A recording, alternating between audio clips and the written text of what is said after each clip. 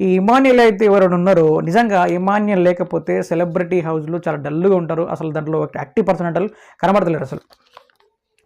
అది ఏమైందంటే Emmanuel non stop comedy అనమాట. ఇక మనోడు మొదలు పెట్టినంటే ఎక్కడ ఎండ్ అవుతుందో తెలియని పరిస్థితి.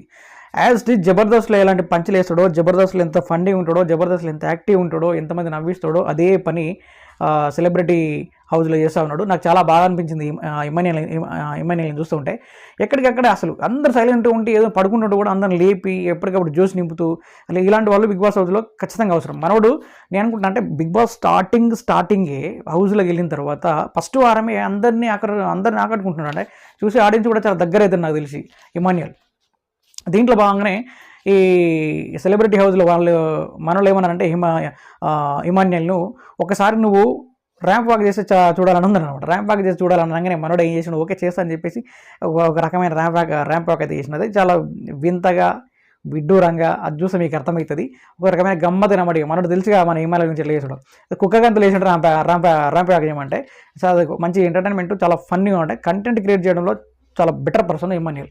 ఇంకోటి మళ్ళీ మాట్లాడుతూ ఏమంటే ఇప్పుడు తనుజ అంటే ఆమె ఉంటుంది కదా కంటెస్టెంట్, ఆమె ఏమంటుంది అంటే ఇమాన్యుయల్ నిన్ను ఎవరైనా లవ్ చేస్తున్నారా, నీకు లవర్స్ ఉన్నారు, నన్ను ఎవరు చేస్తారమ్మా, నాకు లవర్స్ లేరు, నన్ను ఎవరు లవ్ చేయడు, నన్ను ఎవరు లవ్ చేస్తాడా, నాకు అంత సీన్ ఉందా, చిచ్చి నన్ను ఎవరు చేయరని ఇమాన్యుయల్ అంటాడు. ఇమాన్యుయల్ అన్న తర్వాత అయ్యో నీకేమైంది, నువ్వు అందగా నువ్వు కదా, నువ్వు చాలా బాగున్నావు, అసలు నీలాంటి పిచ్చుకోతుల్ని నీలాంటి పిచ్చి చేసేటప్పుడు చాలామంది ఇష్టపడతారంటది.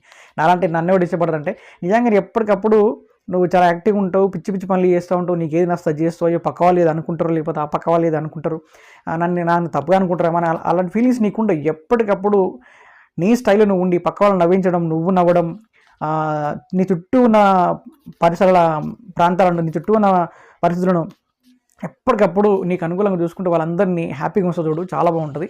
అసలు నీలాంటి చాలా తక్కువ, నీలాంటి క్వాలిటీ చాలా తక్కువ ఉంటాయి.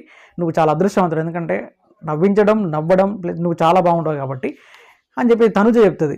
ఊకమ్మా అని చెప్తావు నువ్వు నాకు అని ఏదైతే చేస్తున్నావు కానీ వదిలేయి, అసలు నన్ను లవ్ చేసి అంటారు కదా, నువ్వు నన్ను లవ్ చేస్తావా, నన్ను లవ్ చేస్తాడా, ఎవడని చేస్తాడు, నువ్వు చేస్తావు చెప్పు అని చెప్పి తనుజ అడుగుతాడు. ఓలు ఇమాన్యుయల్ నువ్వు నన్ను చేస్తావా చెప్పు, మరి నువ్వు చేస్తుంటే చెప్పు అంటే తనుజ అంటది ఎందుకు చేస్తాను, నేను బరాబర్ కంపల్సరీ చేస్తాను, నేను చేస్తాను, నేను లవ్ చేస్తాను, నువ్వు ఒప్పుకుంటావు అంటే వద్దమ్మా నాకు వద్దులే, మీరు ఏదో చెప్తారు కానీ నేను అదంటే ఇదేం లేదని చెప్తాను. అరే నేను చేస్తున్నారా, నేను లవ్ చేస్తాను, యాక్సెప్ట్ చేస్తారా, ఒప్పుకోరా, నేను చెప్పినాక కూడా నీకేం ఇబ్బందిరా అన్నా కానీ లేదమ్మా నాకు అనవసరం, నన్ను ఇట్లా చేయకూడదు, మీరు నన్ను ఎవరు చేయడు, మనకు అంత సీన్ లేదని చెప్పేసి చెప్తారు. లేదురా నీ పెళ్ళి అయిపోయింది, నువ్వు అంకులు ఉన్నట్టున్నావు, అందుకే నువ్వు ఒప్పుకోలేదని చెప్పేసి కొద్దిసేపు ఆ ఇంట్లో చాలా సరదాగా చాలా ఎంటర్టైన్మెంట్ చాలా ఫన్నీగా సాగింది. చాలా బాగా అనిపించింది. అయితే నాకు తెలిసి ఇప్పుడు ఈ టీవీలో టెలికాస్ట్ అయితే చూడండి అది.